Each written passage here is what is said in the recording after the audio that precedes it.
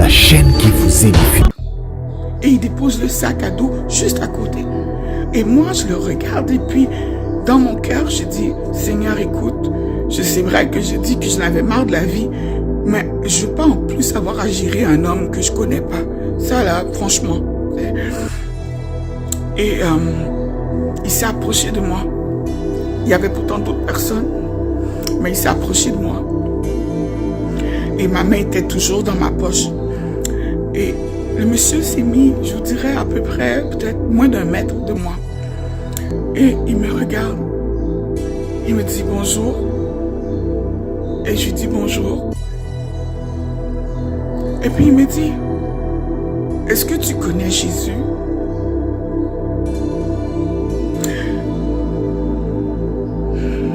J'ouvre mon sac à dos.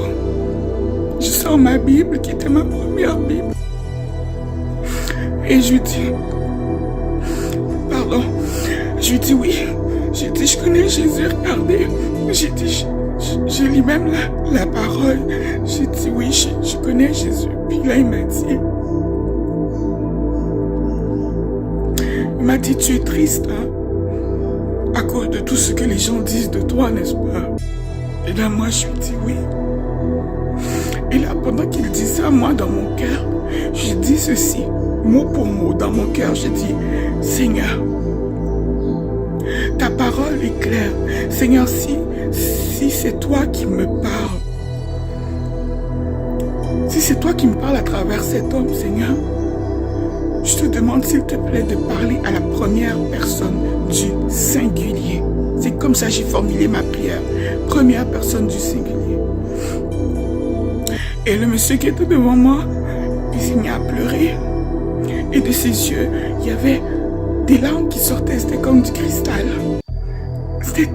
C'était comme du diamant. C'était pas des larmes, il pleurait des diamants. Je sais pas comment expliquer. Et au même moment, il m'a dit, Marie, si tu fais tout ce que je te demande, je te promets le meilleur. Et au même moment, il a dit ça, j'ai bondi. J'ai dit, Jésus, c'est toi. Et au même moment, tout a disparu autour de moi. Le banc, le jeune homme qui était couché, les itinérants, les gens qui étaient en train de se piquer dans le coin, tout a disparu. Et je me suis retrouvée dans les airs avec lui.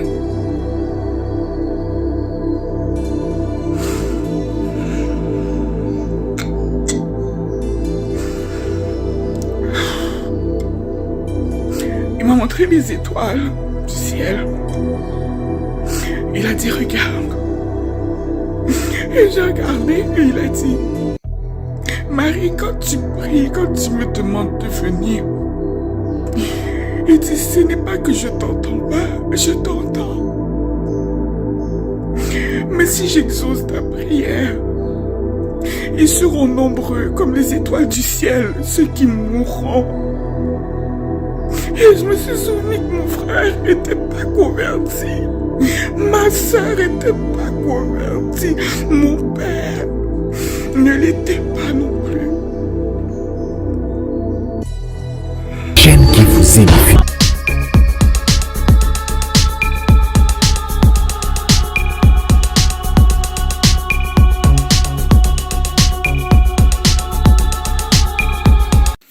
Bonjour à tous. Nous sommes le samedi 26 février 2022. Mon nom est Douce Colon-Koulia. Je suis servante de Dieu. J'habite au Canada. Aujourd'hui, j'ai décidé de vous témoigner de ma rencontre incroyable, mais pourtant bien réelle, avec Jésus-Christ. Que quand je dis rencontre, je ne parle pas ici d'une conversion, mais je parle bien du fait de l'avoir rencontré. J'ai vu Jésus de mes yeux. Qui a vu le ressuscité? J'ai vu, moi, j'ai vu le ressuscité. Qui lui a parlé? Moi, je lui ai parlé. Moi, je l'ai vu et je peux attester la véracité de ce qui est écrit dans la parole de Dieu. Alors, pour faire en gros, parce que mon témoignage éventuellement sera écrit et probablement diffusé à grande échelle, je vous fais un résumé. Alors voilà, je suis née dans une famille très particulière. Je suis née d'une mère qui est chrétienne et d'un père qui était sorcier, au sens propre du terme. Mon père était rosicrucien et il était franc-maçon. Il était dans la franc-maçonnerie, en plus d'être dans différentes sortes de sorcellerie noire, de magie noire.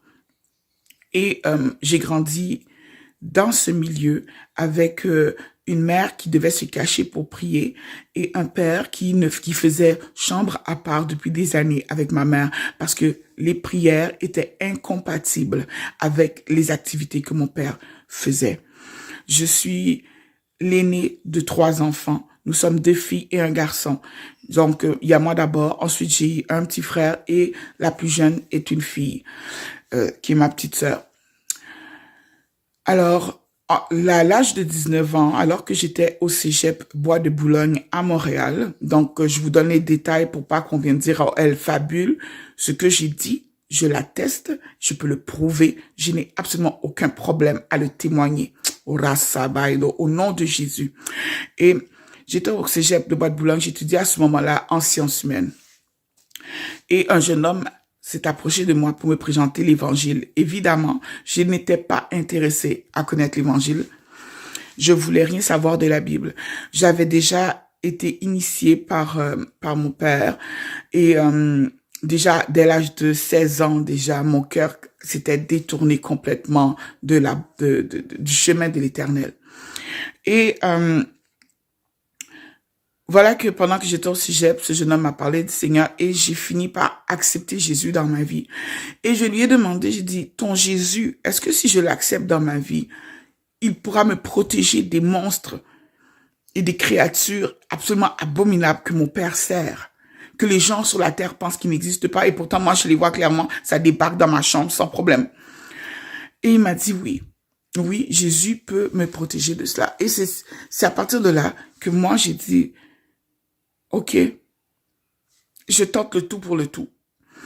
Et c'est comme ça qu'il m'a emmené dans une des salles de classe du cégep qui était libre. Et il m'a simplement demandé de répéter après lui. Moi, Marie, j'accepte Jésus-Christ comme sauveur et Seigneur. Et voilà.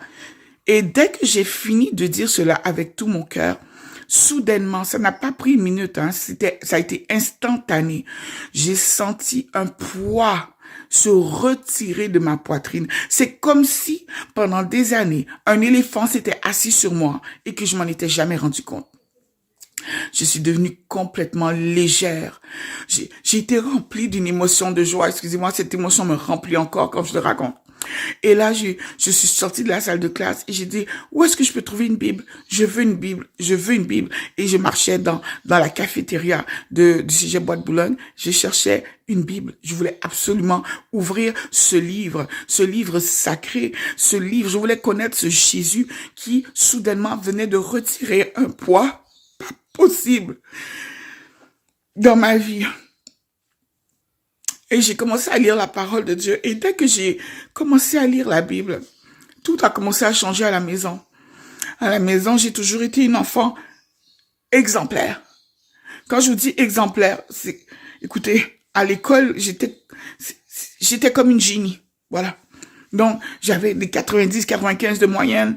Mes parents n'avaient jamais besoin de me disputer. Je suis l'enfant que tu lui dis, va au coin, je vais au coin. Tu me dis, mange debout, je mange debout, mange assis, je mange assis.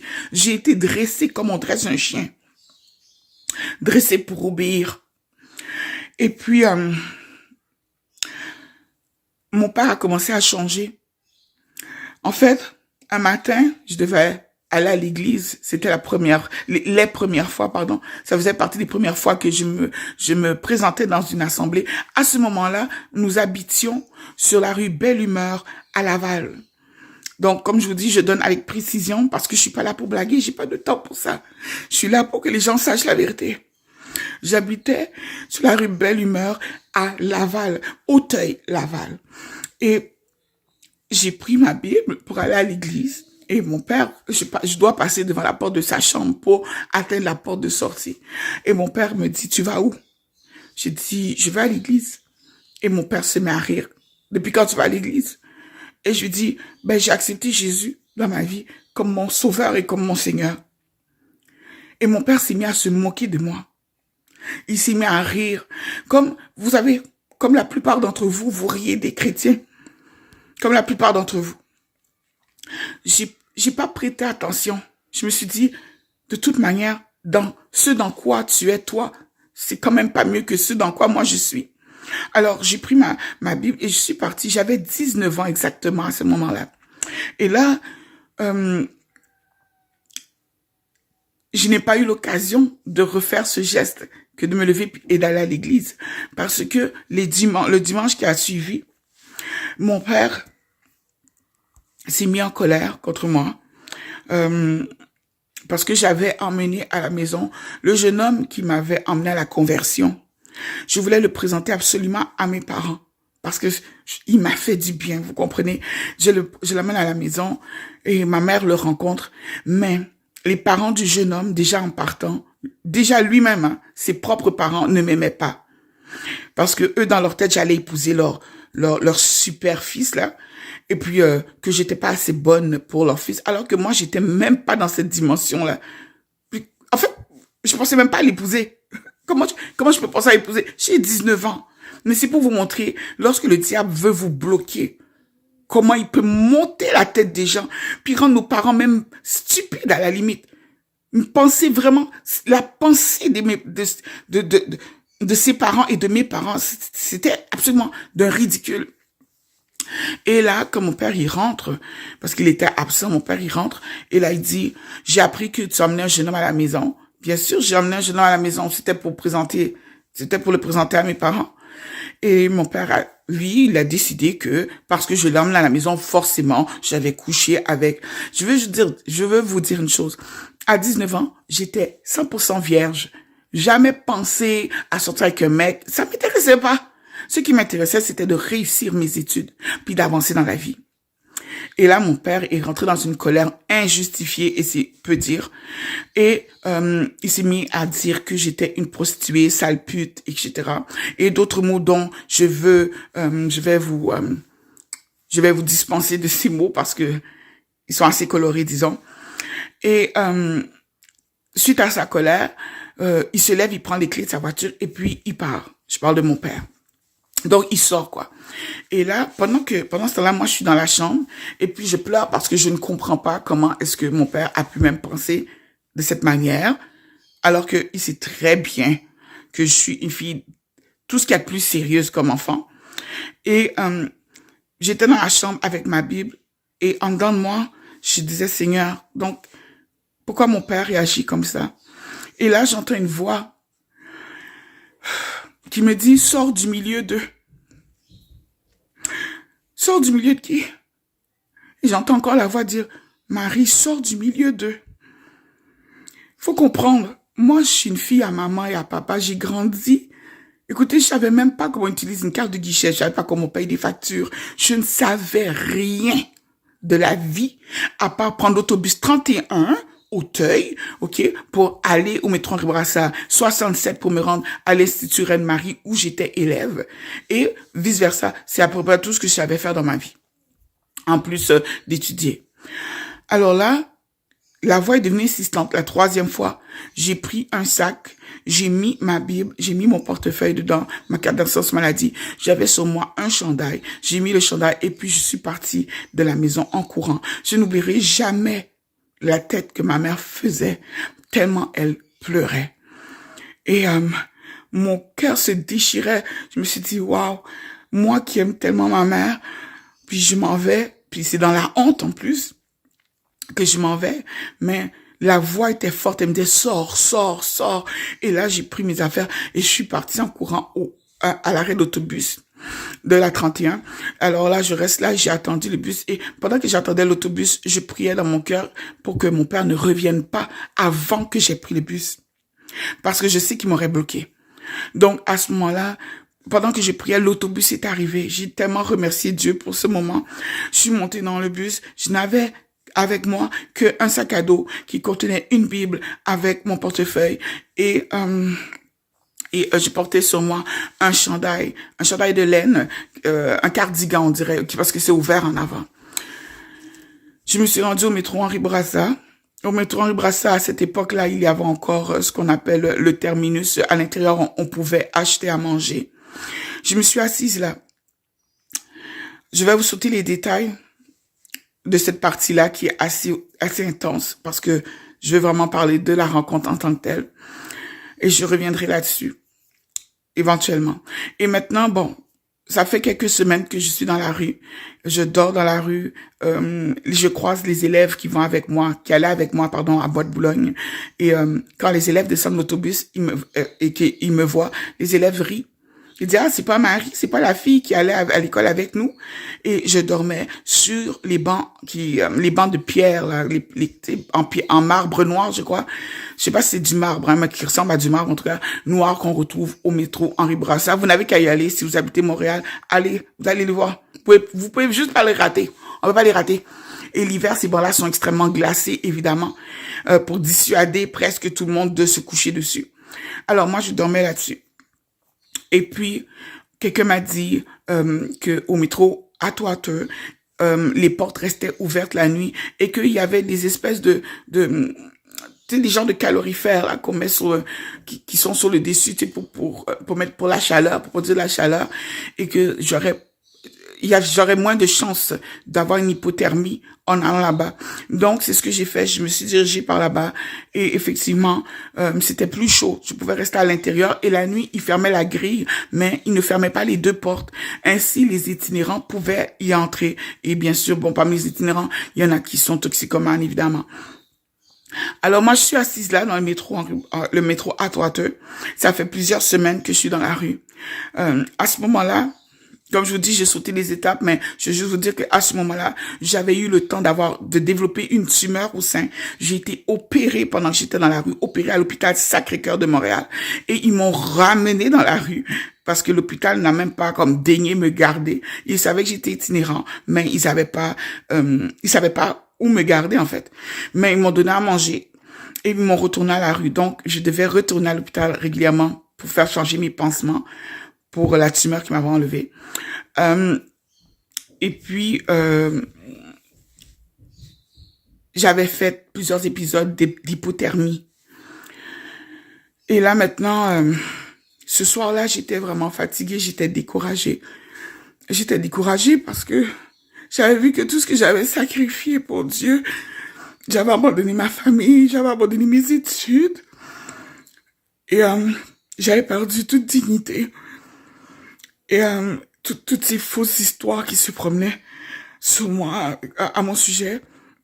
Je suis sortie du métro et je suis arrivée à côté d'une petite poubelle près du métro Atwater et j'ai trouvé un tesson de bouteille. Je me suis penchée, j'ai ramassé le tesson de bouteille que j'ai mis dans ma poche et je me suis dit, ben, Seigneur, j'ai tout essayé. J'ai abandonné la sorcellerie. Comme parce que j'ai dit que j'avais été formée, je vous expliquerai éventuellement, parce que ça c'est très profond, extrêmement lourd comme témoignage, cette partie-là. Alors j'ai ramassé, puis j'ai dit au Seigneur, j'ai tout tenté. Tu étais mon dernier espoir, Jésus. Je suis pas musulmane, je vais pas louer Allah, il y a rien à faire, jamais. Je ne louerai jamais une statue, je ne prierai, je ne fléchirai jamais les genoux devant un Dieu qui en a rien à faire de moi. Je ne louerai jamais Bouddha. Je vous le dis, je pèse mes mots. C'est pourquoi j'ai peur de personne. Lorsqu'il s'agit de ma foi, je ne négocierai jamais.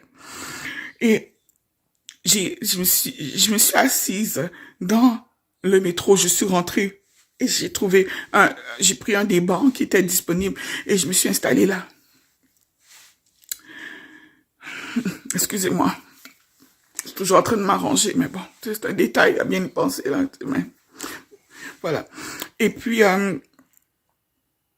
je me suis dit que je vais attendre aux alentours de minuit, lorsque tout sera calme. Et que là, je m'ouvrirai les veines. Et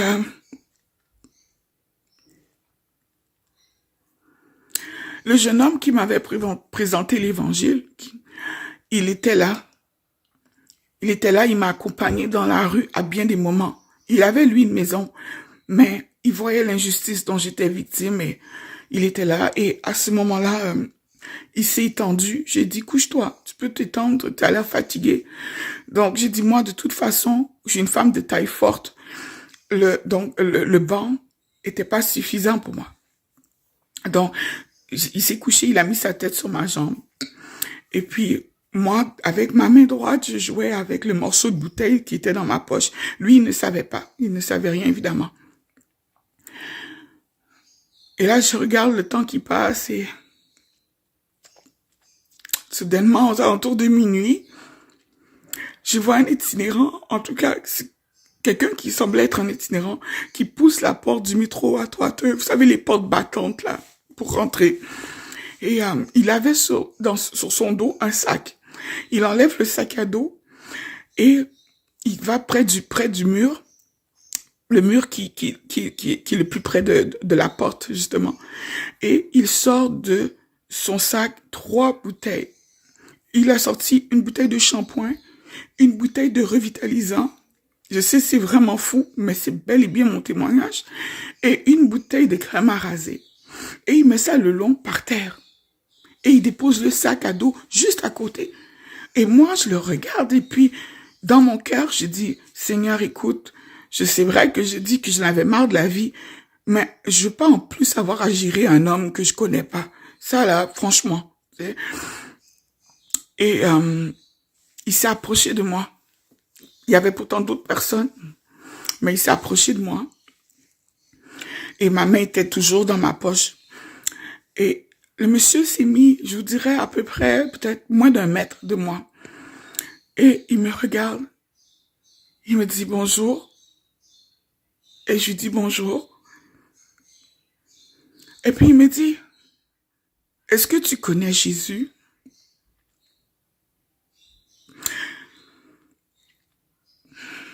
J'ouvre mon sac à dos. Je sors ma Bible, qui était ma première Bible. Et je lui dis, pardon. Je lui dis oui. J'ai dit, je connais Jésus, regardez. J'ai dit, je lis même la parole. J'ai dit, oui, je connais Jésus. Puis là, il m'a dit, tu es triste, hein, à cause de tout ce que les gens disent de toi, n'est-ce pas? Et là, moi, je lui dis oui. Et là, pendant qu'il dit ça, moi, dans mon cœur, je dis ceci, mot pour mot, dans mon cœur, je dis, Seigneur, ta parole est claire. Seigneur, si c'est toi qui me parles, si c'est toi qui me parles à travers cet homme, Seigneur, je te demande, s'il te plaît, de parler à la première personne du singulier. C'est comme ça que j'ai formulé ma prière. Première personne du singulier. Et le monsieur qui était devant moi, il s'est mis à pleurer. Et de ses yeux, il y avait des larmes qui sortaient. C'était comme du cristal. C'était comme du diamant. C'était pas des larmes, il pleurait des diamants. Je sais pas comment expliquer. Et au même moment, il m'a dit, Marie, si tu fais tout ce que je te demande, je te promets le meilleur. Et au même moment, il a dit ça, j'ai bondi. J'ai dit, Jésus, c'est toi. Et au même moment, tout a disparu autour de moi. Le banc, le jeune homme qui était couché, les itinérants, les gens qui étaient en train de se piquer dans le coin, tout a disparu. Et je me suis retrouvée dans les airs avec lui.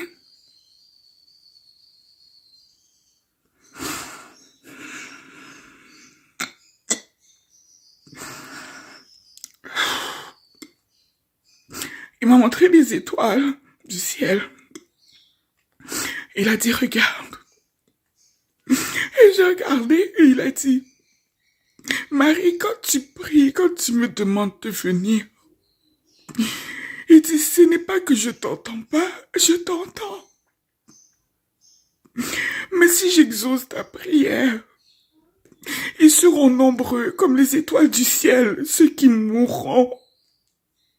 Et je me suis souvenu que mon frère était pas converti. Ma sœur était pas convertie. Mon père ne l'était pas non plus.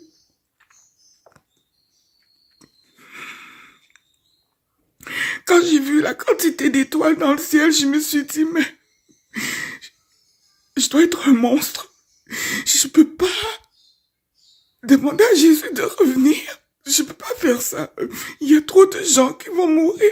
Et c'est après la mort qu'ils vont dire, mais il existe vraiment. Mon cœur, ce jour-là, s'est apaisé. Quand il m'a dit ça, j'ai compris que j'étais aimée.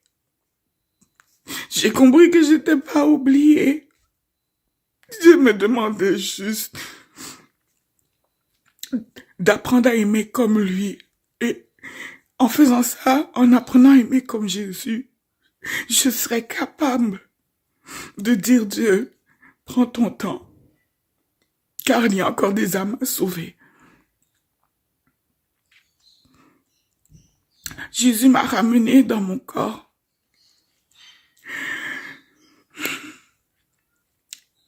Et la Marie qui était triste ne l'était plus. Elle était devenue guerrière. Je venais de voir ce que beaucoup d'êtres humains souhaitaient voir, ce que beaucoup de pasteurs ne verront jamais. Je venais de voir les ressusciter. Ça me fait tellement mal quand je vois les gens comme adorer des statues. Tu leur dis que le catholicisme c'est pas bon, ils te disent ah blabla. Tu leur dis que non c'est pas Bouddha, c'est pas là, il faut te dire oh blabla. Jésus s'est appris à me taire, mais je vois les gens périr. C'était la première fois que je rencontrais le Jésus. Non, c'est faux. C'était la deuxième fois, parce que la première fois, j'avais 12 ans, mais c'était en songe. Et là, je vous parle de quelque chose que j'ai vécu live. Je me suis levée, j'ai enlevé le morceau de bouteille qui était dans ma poche, je l'ai jeté à la rue, je l'ai jeté. Et l'homme qui était devant moi, qui pleurait, son visage s'est illuminé. Il me parlait, mais j'avais plus besoin d'ouvrir la bouche, j'entendais maintenant sa voix à l'intérieur. À l'intérieur de moi, je l'entendais maintenant, j'avais même plus besoin de parler. Il y a eu, à ma gauche, il y avait 2 itinérants assis par terre à ma gauche, qui étaient en train de préparer des seringues pour se piquer, et une dispute a éclaté. Et là, Jésus a juste tourné sa tête, il a marché vers eux, et soudainement, la dispute a cessé, et les 2 personnes se sont séparées, un est parti à gauche, l'autre est parti à droite. Et là, j'ai regardé, je fais, waouh, ok, je rêve pas, je peux me pincer, je peux me mordre. Il est réel, il est vraiment devant moi. Il m'a regardé une dernière fois. Et il est sorti par la porte du métro. Et moi, vite, je me suis levée. Il n'y a pas grande distance là, il y a quoi, 3 ou 4 mètres entre nous. Il passe la porte. Et moi, je cours derrière lui. Et quand, à peine j'ai franchi la porte, il avait disparu.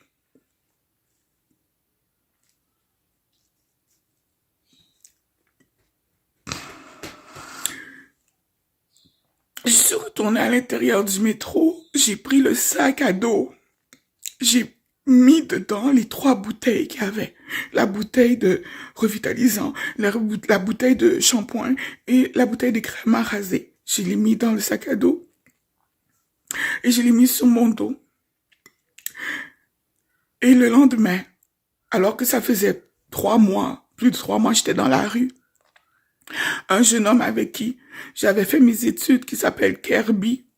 Je le cherche, mais j'ai l'impression que je crois l'avoir trouvé, mais il semble qu'il a encore peur de moi. C'est pas plus grave, c'est pas grave. Un jeune homme, il s'appelait Kirby. Il est venu me porter une enveloppe d'argent. Il m'a dit, tiens, il dit, c'est pour que tu payes un premier mois de loyer. J'avais jamais payé de loyer de ma vie. Et c'est ce que j'ai fait, j'ai payé le mois de...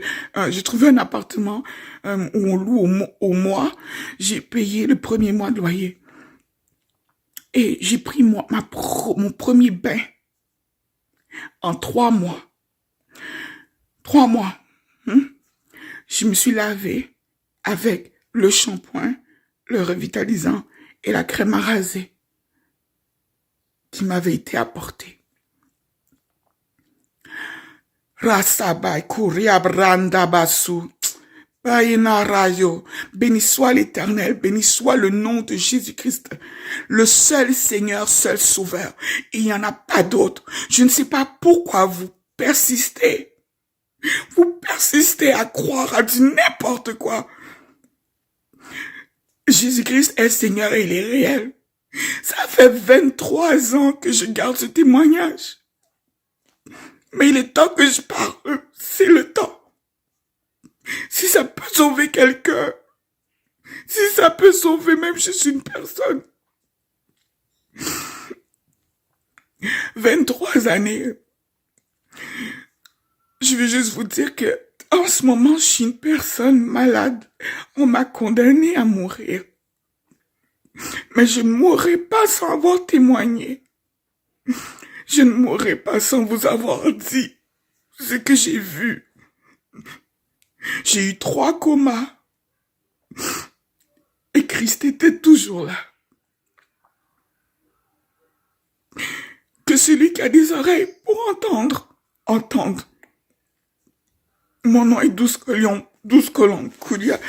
Je suis du Canada. C'était mon témoignage de ma rencontre avec Jésus-Christ dans le métro de Montréal, métro Atwater. Que la paix du Seigneur vous soit et demeure avec vous, qu'il puisse vous éclairer. Qu'il puisse vous éclairer. Je vous raconterai. Je vous raconterai toutes les merveilles auxquelles j'ai pu assister. Que Dieu vous bénisse. Amen.